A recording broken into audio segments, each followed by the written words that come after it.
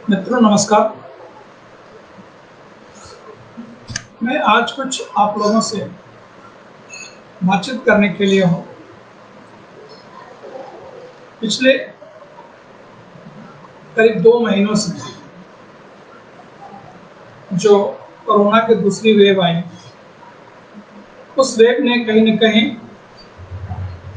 एक जो जनमानस था, उसको पूरे तरह से इसने अपने ग्रिप में लिया।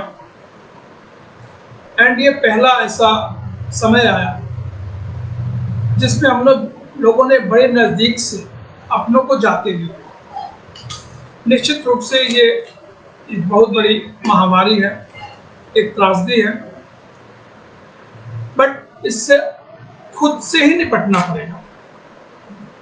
मेरा जो आज आप लोगों से आशय है मिलने का, वो सिर्फ इतना है कि बजाय हम एक दूसरे पर दोषारोपण करने का या अपने तीखी प्रतिक्रियाओं से कुछ ऐसे लोगों के लिए कुछ इस तरह की बातें कर रहे हैं जो कहीं न कहीं चोट पहुंचा रही है लोगों को। एक बड़ी सिंपल सी बात होती है कि ये दुनिया बहुत बड़ी है, और निश्चित रूप से जब दुनिया बहुत बड़ी है तो उस दुनिया में किस्म किस्म के लोग हैं। सबके अपने अपने थॉट प्रोसेस होंगे, सबकी अपनी सोच होगी, सबकी अपनी एक पसंद होगी, एक नापसंद होगी। तो हम लोगों को, मैं एक जनमानस की तरफ से अपने जो एक अपने को ऐसे व्यक्ति के रूप में, आप एक इकाई के रूप में आप काम करना शुरू करो, जिससे कि आपको लगे कि नहीं, हम दूसरों पर आश्रित हैं या होंगे, लेकिन फिलहाल हम खुद से क्या कर पा रहे हैं। कोरोना जो है, मैं आप लोग भी, मेरे तमाम मित्र या जो आप लोग जो मेरी बात को सुन पा रहे हैं अभी, ये सभी लोग कहीं न कहीं किसी न किसी लोग से जुड़े हैं, और सब लोगों ने अपने अपने हिसाब से इसकी अपनी व्याख्या दिया या समझाया। लेकिन 2-3 चीजें जो मुझे समझ में आई अभी तक, क्योंकि मैं सोशल वर्क का स्टूडेंट रहा हूँ, सोशल वर्क में मैंने अध्यापन भी किया, एंड सोशियोलॉजी विषय पर मेरे 4-5 किताबें भी हैं, जैसा कि आप जानते भी होंगे। एंड तो समाज शास्त्र, समाज कार्य के आसपास मेरी लाइफ दी। तो जो पहला जो मैं देख रहा हूँ, 2-3 चीजें हैं, आप उसको बिल्कुल से थोड़ा क्लियर करना चाह रहा हूँ। अगर हमारा कोई व्यक्ति, मैं अपने एक एग्जाम्पल के द्वारा आप लोगों के कॉन्सेप्ट को क्लियर करना चाहूँ। 2 चीजें होती हैं, एक होता है सोशल वर्क, एक होता है सोशल सर्विसेज। सामान्य भाषा में या हम आम जन को दोनों ही चीजें एक जैसी लगती है कि सोशल वर्क और सोशल सर्विसेज, ये दोनों एक ही शब्द है। नहीं,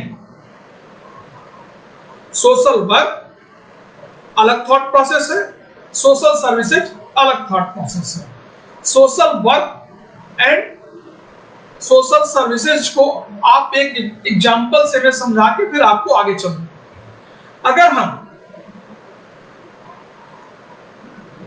कहीं किसी तालाब में या किसी नदी में नहाने जा रहे हैं और उस नदी के किनारे बैठ के कोई आदमी भीख मांग रहा है, उसको हमने 2 रोटी दे दिया, 1 गिलास पानी दे दिया,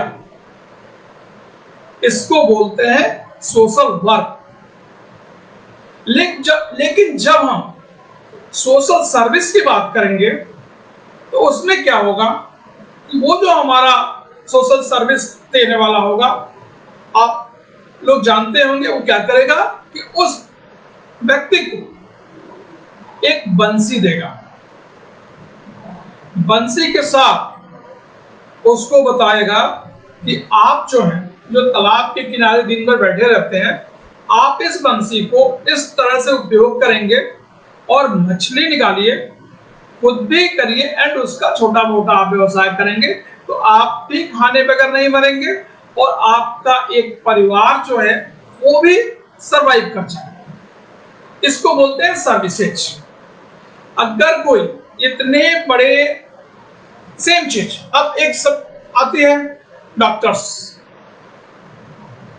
डॉक्टर में क्या है, आप ऐसे समझो, डॉक्टर का क्या एक प्रोफेशन है, डॉक्टर का एक रोजी रोटी का साधन है। एक डॉक्टर का, डॉक्टर जो होता है वो अगर सामान्य रूप में देखें तो एक सोशल वर्कर है, लेकिन दूसरे अर्थों में सोशल सर्विसेज देता है। सोशल सर्विसेज का मेडिकल सर्विसेज देता है, और उस मेडिकल सर्विसेज के बदले में जो भी उसका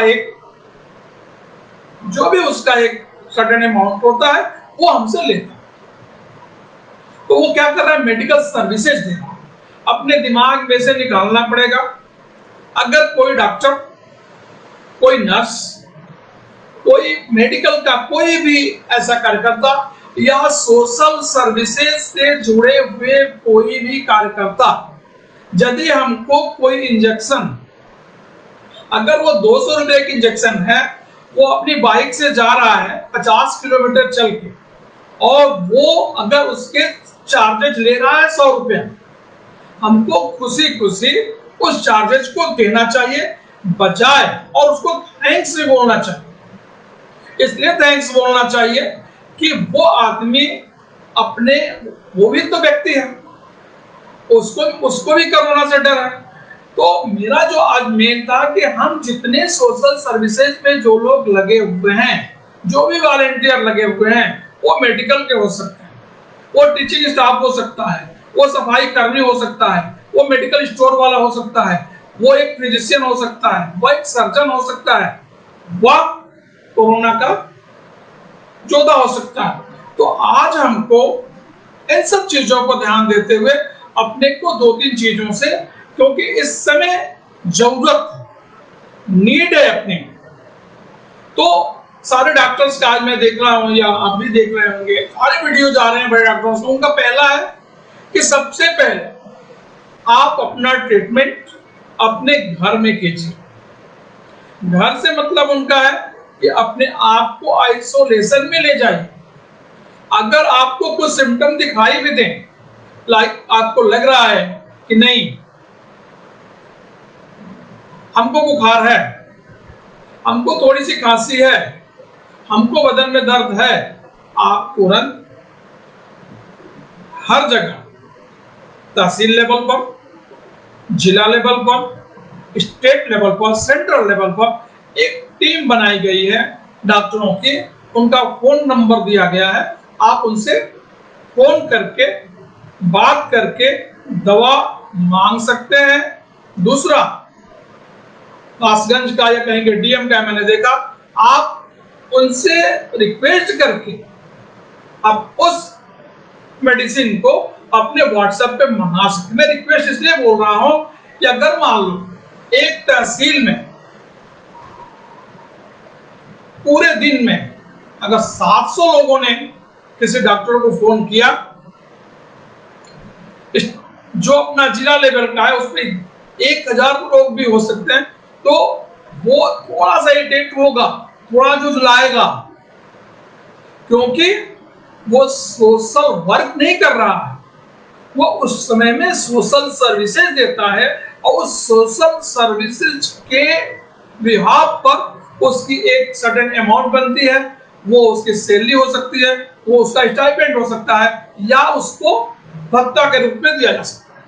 तो अपने को थोड़ा इस समय में जो मेरा मेन था आज आप लोगों से मिलने का, वो मेन यही था कि आप इसके लिए 2 चीजों पर बस आप काम करिए। पहला, अगर आपको हल्का सा भी कोई सिम्टम, नहीं सिम्टम भी हटाइए, पहले तो आपको पहले अपने आप को बताना पड़ेगा कि मैं कोरोना में हूं, चाहे वो सिम्टम हो चाहे नहीं। मास्क लगाना है तो लगाना है, सैनिटाइजर का यूज करना है तो करना है, 2 गज की दूरी मेंटेन करनी है तो करनी है। मिनिमम बोल रहा हूं कि मिनिमम घर से बाहर आपको निकलना है। जब बहुत जरूरी आप समझो कि मुझे घर से निकलना है तो घर से निकलिए। अगर आपको लग रहा है कि वो काम हमारे घर बैठे हो जाएगा, या वो 2 दिन बाद भी हो तो कोई सेहत पर असर नहीं पड़ने वाला, मत निकलिए। क्योंकि अभी जो लोगों का है उनका मानना है, जो भी अपने डॉक्टर्स हैं या जो भी इन सब चीजों में लगे हुए हैं, उनका मानना है कि कोरोना रोज अपने उसको बदल रहा है।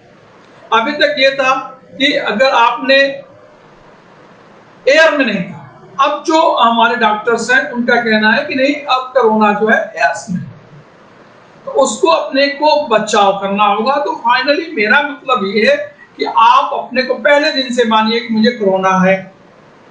अब यदि आपको कोरोना है तो क्या आप उस कोरोना को अपने आप सगे संबंधी में बांटना चाह रहे हो? नहीं चाह रहे हो? तो नहीं चाह रहे हो तो फिर आप मास्क का यूज करो। आप मास्क का यूज करो। आप अपने बालकनी में जा रहे हैं, आप अपने घर के बाहर निकल रहे हैं या अपने दरवाजे पर बैठे, मास्क पहन। मास्क पहनना मस्ट है। अपने हाथ को सैनिटाइज करिए, उसको हमेशा साफ करते रहिए। तो नंबर 1 है कि आप सब जिस दिन मान लोगे कि मुझे कोरोना है, मैं विश्वास दिला रहा हूं आपको कि फिर कोरोना को जाने में बहुत देर नहीं लगेगी। बजाय हम किसी को दोष देने का, उसके वजह से कोरोना फैल गया, इसके वजह से कोरोना फैल गया, नहीं। जिस दिन हम ये मान लेंगे कि नहीं, कोरोना मेरे वजह से फैलेगा, तो सबसे पहले अपने आप को आप इसके लायक बनाओ कि नहीं जी, मैं तो कोरोना को नहीं फैलाऊंगा। मैं तो जो भी गवर्नमेंट की प्रोटोकॉल आ रही है उसको मानूंगा। आप देखना, तो पहला काम है खुद को समझने में कोरोना में हूं। अगर हल्का सा कोई सिम्टम आ गया, अपने घर में ही, घर का जो एक रूम है उसको बिल्कुल आइसोलेट कर दीजिए। आप अपने फैमिली से बिल्कुल दूर हो जाइए। समय समय पर, निश्चित रूप से आप समय समय पर मास्क लगाइए, अपने लोगों से बातचीत करिए, लेकिन आप मान के चलिए कि अगर आप में सिम्टम आ गए हैं तो 98% बताया जा रहा है कि 98% कोरोना जो है वो आपके घर में ठीक हो जाए। हमें बहुत अच्छी तरह से याद है, और आपको भी होगा, कि इस तरह के महीनों में जनरली दिसंबर एंड जनवरी महीने में, फिर एक बार मार्च महीने में हम लोगों के घरों में खांसी होती थी, सर्दी होती थी, बुखार आता था, 3 दिन 4 दिन 5 दिन बुखार रहता था, और उसमें हम लोगों के घर में बोला जाता है कि ये एक दूसरे को छूने से, छींकने से होता है। तो पहले तो कोरोना को कहीं ना मानो कि कोरोना बिल्कुल हमको अब जान ले ही ले। हमारे साथ दिक्कत क्या है, हमने हल्की सी, मुझे खांसी हुई नहीं, कि हमने अपने जो भी हमारे लोग हैं उनको बता दिया भाई मुझे तो हालत बहुत खराब। नहीं, आप सबसे पहले आइसोलेशन में जाइए। आइसोलेशन के तमाम तरह के, किसी को फेसबुक पर, किसी व्हाट्सएप पर, दुनिया में कहीं नहीं जाना है। आपके समाचार पत्र के माध्यम से, डीडी न्यूज के माध्यम से तमाम तरह से गाइडलाइन आ रही है, और बड़ा क्लियर कट कम्युनिकेशन उस गाइडलाइन में, ये करना है, ये नहीं करना है। पूरे सिस्टम को आप जितना हो सकता है उस पूरे सिस्टम को फायदा उठाइए। आइसोलेशन घर में करिए। अगर आपको लग रहा है कि नहीं मुझे सांस लेने में तकलीफ हो रही है, तो अपना जो प्रोन वेंटिलेटर जो है, प्रोन वेंटिलेटर का इतना अच्छा, सारी जगहों को आप देखिए, पूरा फेसबुक, पूरा व्हाट्सएप, पूरा गूगल भर गया आज के डेट में प्रोन वेंटिलेटर। प्रोन वेंटिलेटर का सीधा सा है, 2 तकिए आप पैर के नीचे लगाओ, 2 तकिए पेट के नीचे लगाओ, 1 तकिए अपने हाथ लगा लो, एंड 20 से 25 मिनट आप सांस लो। आपकी जो सांस लेने की प्रक्रिया होगी वो नॉर्मल हो जाए, और डॉक्टर्स बता रहे हैं कि वो जो प्रक्रिया नॉर्मल होगी वो आपकी जो एक्चुअल वेंटिलेटर है, आईसीयू जिसको बोलते हैं, जिसको ऑक्सीजन हम लेते हैं, वो जो होगी उससे 70% रिजल्ट ज्यादा है। कहीं पैनिक मत होइए। मैं बोल रहा हूं, आप ये बताओ कि आज हम एक हॉस्पिटल में जाते हैं, उस हॉस्पिटल में 30 बेड है, 30 बेड है तो क्या वो 40 बेड, 50 बेड, 100 बेड कर सकता है? क्योंकि इस समय क्या है, नीड ज्यादा हो गई, मांग ज्यादा हो गई, और मांग के अगेंस्ट हमारी सप्लाई कम है। आप सीधी सी बात ऐसे समझो ना कि यदि हमारे घर में 2 मेहमान आ गए तो हम उसको एडजस्ट कर सकते हैं, 4 मेहमान आ गए उनको एडजस्ट कर सकते हैं, लेकिन अगर हमारे घर में 10 मेहमान आएंगे तो फिर मुझे क्या करना पड़ेगा? मुझे बगल वाले से मांगना पड़ेगा। लेकिन बगल वाले की भी ये स्थिति होनी चाहिए, उसके घर में एडिशनल बेड है कि नहीं है, बेडशीट है कि नहीं है। सेम चीज एक हॉस्पिटल पर लागू होती है, वो प्राइवेट हॉस्पिटल हो तो, सरकारी हॉस्पिटल हो तो। ये एक महामारी है, त्रासदी है, और इस त्रासदी में बिल्कुल मत पैनिक होइए कि मैं हॉस्पिटल में गया और मुझे बेड नहीं मिलेगा। संभव ही नहीं है कि 100 बेड के हॉस्पिटल को आप 200 बेड में परिवर्तित कर दो। आप संभव नहीं है कि यदि हमारे घर में 4 बेड है, 5 बेड है, 10 बेड है, तो शादी के दिन हमारे घर में 100 बेड हो जाएगा। हमको वो शादी ऐसी होती है जिसको पहले से पता होता है कि फला तारीख को मेरे घर में शादी है, तो उसके अकॉर्डिंग हम बेड की व्यवस्था कर लेंगे। लेकिन आज जो स्थिति ये है कि आज के डेट में एक हॉस्पिटल में 20 लोग भर्ती हैं तो 30 लोग लाइन में हैं। पूरे दूसरा, आपको ऑक्सीजन की कमी हो रही है, आपको बेड की दिक्कत है। तमाम तरह के जितने भी गवर्नमेंट से रिलेटेड लोग हैं, अच्छे अच्छे वॉलंटियर सब आगे आ गए हैं, तो उस पर अपने को काम करना पड़ेगा।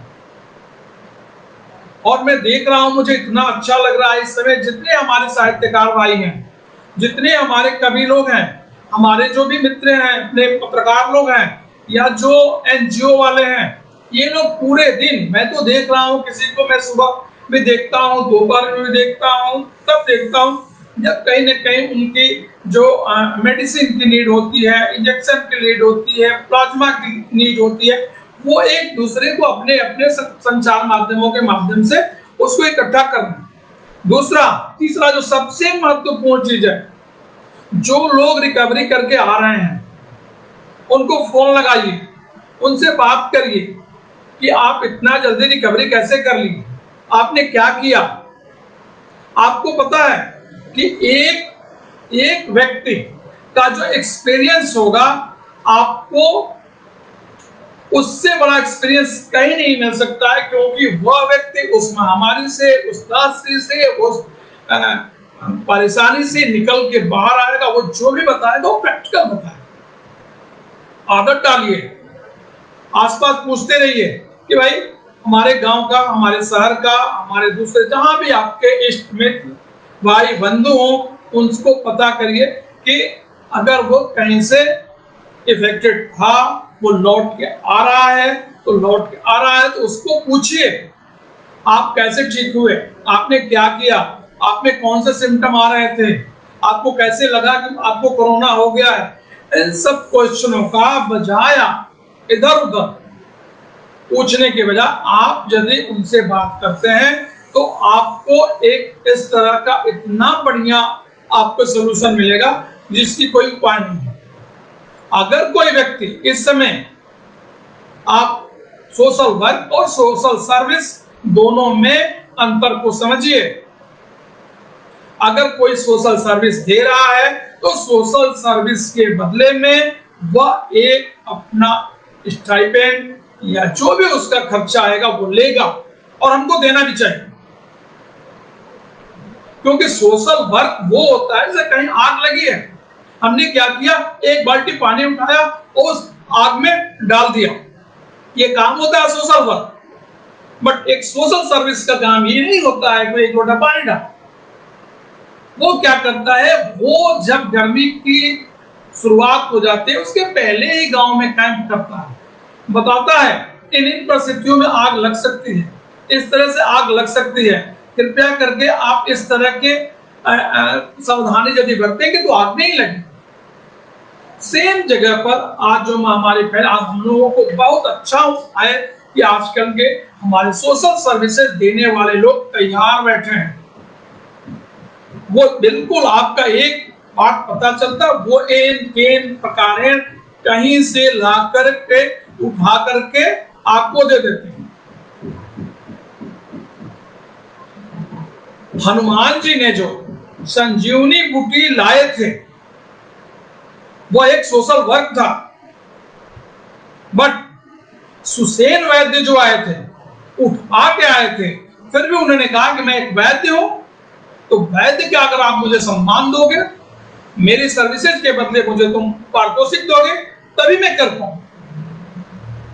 आप समझिए कि आज जो भी हमारे साथ लोग लगे हुए हैं वो सोशल वर्क नहीं, सोशल सर्विसेज दे रहे हैं, और सोशल सर्विसेज के बदले में यदि उन्होंने कोई एक अपने अमाउंट फिक्स की है, आप उसको आदर से, शौक से दीजिए, ताकि उसका मनोबल बढ़ा रहे, फिर दूसरे किसी आदमी को मदद कर सके। मैं कई जगह सुन रहा हूं, किसी ने कहीं से एक इंजेक्शन व्यवस्था कर दिया, उसने उस इंजेक्शन पर 200 रुपया प्लस कर दिया, उसको हम कहीं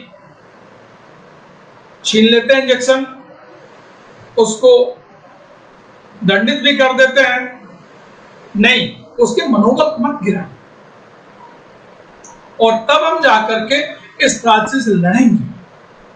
लड़ना है अपने को तो, और जितना हो सकता है, पहले मैं इसको समराइज करना चाह रहा हूं, 2-3 चीजों को बहुत अच्छी तरह से आप समझ लीजिए।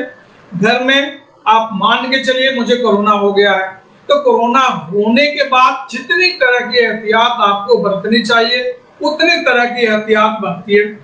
अगर एक भी सिम्टम आ गया, तुरंत प्रभाव से आप अपने आप को आइसोलेट करिए, अपनी फैमिली से दूरी बनाइए।